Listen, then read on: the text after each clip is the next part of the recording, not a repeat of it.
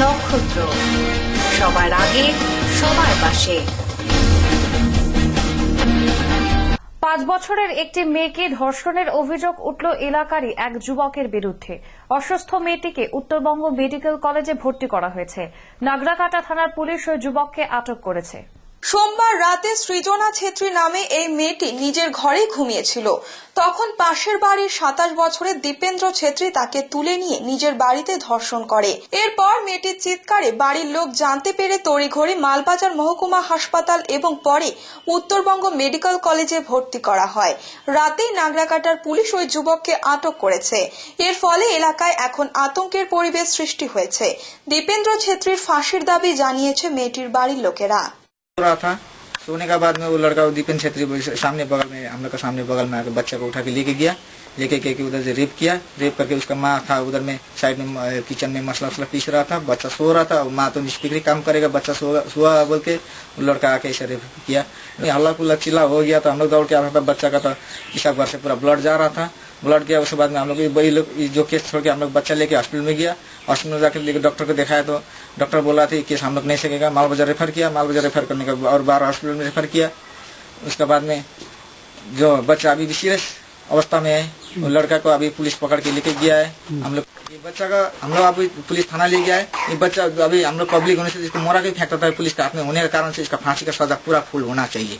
জলপাইগুড়ি করলা ভ্যালি চা বাগান সংলগ্ন ডাঙ্গাপাড়ার বছর 40 মহিলার অস্বাভাবিক মৃত্যুর ঘটনায় দোষীদের গ্রেপ্তারের দাবিতে জাতীয় সড়ক অবরোধ করল স্থানীয় বাসিন্দারা। ঘটনা সিবিআই তদন্তের দাবিতে সড়ক অবরোধ করে বিক্ষোভ দেখায় করলা ভ্যালি চা বাগান ও ডাঙ্গাপাড়া এলাকাবাসীরা। এলাকাবাসীদের অভিযোগ, জলপাইগুড়ি করলা ভ্যালি চা বাগান সংলগ্ন কুয়ো থেকে মহিলার মৃতদেহ উদ্ধার হলেও কি কারণে মারা গেল তা পরিষ্কার নয়। পুলিশ নীরব দর্শকের ভূমিকা গ্রহণ করছে। শ্যামলী দাসের মৃত্যুর পেছনে যাদের হাত রয়েছে সেই সব খুনিদের গ্রেফতারের দাবিতে এই পথ অবরোধ। এলাকাবাসীদের দাবি, গত 31 মার্চ করলা ভ্যালি চা বাগানের শ্যামলী দাস নিখোঁজ হবার পর তাকে 4 এপ্রিল ওই চা বাগানের একটি কুয়োর ভেতর থেকে মৃতদেহ উদ্ধার করা হয়। মহিলার দেহ উদ্ধারের সময় তার শরীরে জামা কাপড় অক্ষত ছিল না। শ্যামলী শেষ কার সাথে ফোনে কথা বলেছে তা পুলিশকে জানিয়েও কোনো লাভ হয়নি। ঘটনা ঘটার এতদিন পরও পুলিশ এখনো কাউকে গ্রেফতার করতে পারেনি। দোষীদের গ্রেফতারের দাবিতে এলাকাবাসীরা এদিন জাতীয় সড়ক অবরোধ করে বলে জানায় অঞ্জু সাহানি। আজকে 15 দিন হওয়ার পর পুলিশ কোনো কিছু তদন্ত করেনি। কেন করবে না? কারণ আমরা গরিব মানুষ বলে আজকে বাইরে কলকাতায়, মুম্বাইয়ে, দিল্লিতে যেখানে কোনো কিছু হচ্ছে 24 ঘন্টা 12 ঘন্টার মধ্যে তদন্ত হচ্ছে। ওরা ধনী বলে আর আমরা গরিব মানুষের জন্য পুলিশ প্রশাসন নাই। পুলিশ প্রশাসন কেন এরকম করে? তার জন্য আমাদের পুলিশের আজকে 15 দিন হয়ে গেল, 15 দিনে কোনো কিছু পুলিশ তদন্ত করে নাই। আমাদের চাই সিবিআই তদন্ত। আমাদের পুলিশের উপরে কোনো বিশ্বাস, কোনো ভরসা নাই। আজকে আমরা একটা মহিলার নামে ডায়েরি দেওয়া হয়েছে, ওকে আজ পর্যন্ত কেন ওই মহিলাটাকে তুলে নাই? কেন তুলে নাই? আমরা কিভাবে, আমরা কেন পুলিশকে, প্রশাসনকে আমরা বিশ্বাস করব? তাই আজকে 15 দিন হওয়ার পর আমরা এই দাবিতে নামছি, আমাদের সিবিআই তদন্ত চাই। এটা আমাদের কোনো ঠিক না। যত পর্যন্ত হেডকোয়ার্টার থেকে ডিএসপি, ডিএম কেউ আসে আমাদের সান্ত্বনা না দেয়, আমাদেরকে বোঝাতে না পারে, কেউ যদি না আসে তাহলে আমরা কোনো সময় ঠিক থাকবে না, রাত করে দিতে পারি। আমাদের কোনো সময় নেই। জাতীয় সড়ক অবরোধের ফলে জলপাইগুড়ি শিলিগুড়ি গামী 31 নম্বর জাতীয় সড়কে গাড়ির লাইন পড়ে দীর্ঘ যানজটের সৃষ্টি হয়। পথ অবরোধ তুলতে জলপাইগুড়ি কোতোয়ালি থানা থেকে বিরাট পুলিশ বাহিনী মোতায়েন করা হয়।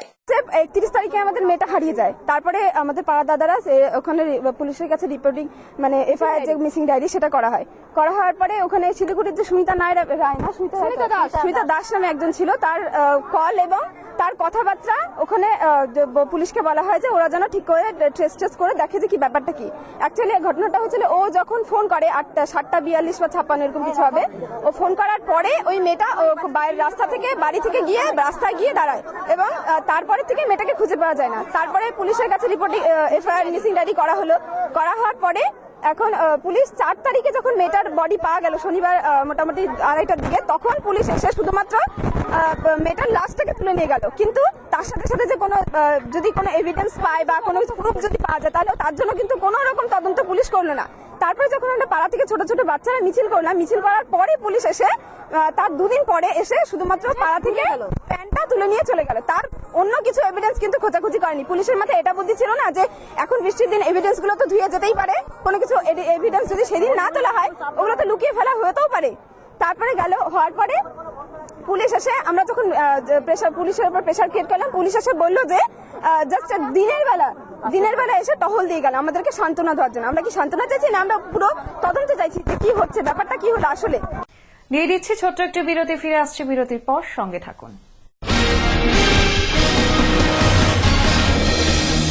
আপনারা দেখছেন নক্ষত্র, সবার আগে সবার পাশে।